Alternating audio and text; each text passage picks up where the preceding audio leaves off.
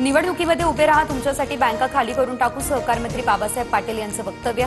हास्यकल्लोळ होताच बाबासाहेब पाटील यांचे सारखासार.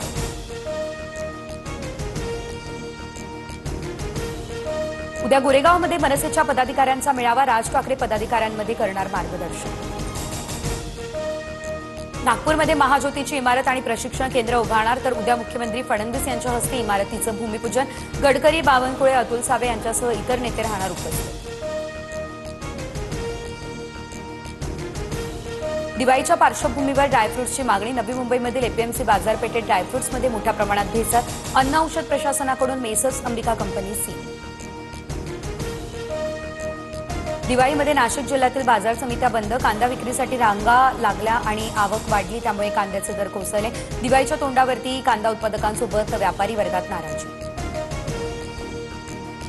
पुढील 2 दिवसांमध्ये कोकणासह मध्य महाराष्ट्र आणि मराठवाड्यामध्ये पावसाचा अंदाज. पावसाची शक्यता असताना आता सांताक्रूजमधील तापमान 37°C.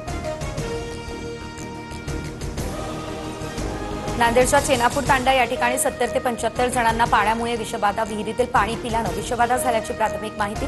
पाण्याचे नमुने तपासणीसाठी प्रयोगशाळेमध्ये पाठवले.